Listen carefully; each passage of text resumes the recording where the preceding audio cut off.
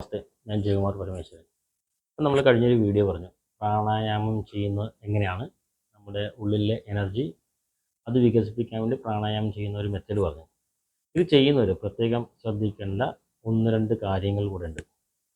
ഒന്ന്, പ്രാണായാമം ചെയ്യുന്ന സമയത്ത് നിലത്ത് ഇരിക്കാൻ പാടില്ല.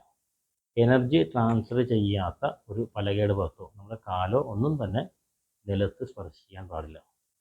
അപ്പം എനർജി ട്രാൻസ്ഫർ ചെയ്യാത്ത ഒരു പ്രതലത്തിൽ ഇരിക്കുക. പരമാവധി 2 ഇഞ്ചെങ്കിലും ഉയരമുള്ള ഒരു പലകയോ മറ്റോ ഉപയോഗിച്ചിട്ടിരിക്കുന്നതായിരിക്കും നല്ലത്. കാരണം നമ്മളിരിക്കുമ്പോൾ നമ്മുടെ നട്ടിൽ നിവർന്ന് സ്റ്റഡി ആയിട്ടിരിക്കണം.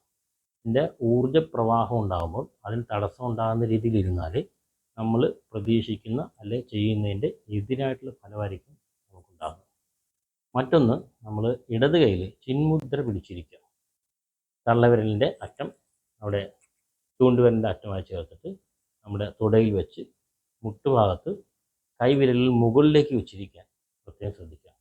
ഈ കാര്യം കൊണ്ട് ശ്രദ്ധിക്കണം. ഇല്ലെങ്കിൽ നമ്മൾ പ്രതീക്ഷിക്കുന്ന ആ ഒരു എനർജി ഉണ്ടാകത്തുമില്ല.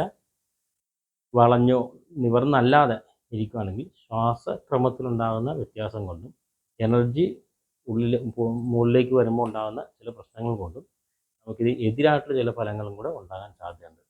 അത് കൃത്യമായ ക്രമത്തിൽ തന്നെ ഇരുന്ന് വേണം ഇത് ചെയ്യുവാനായിട്ട്. നമസ്തേ.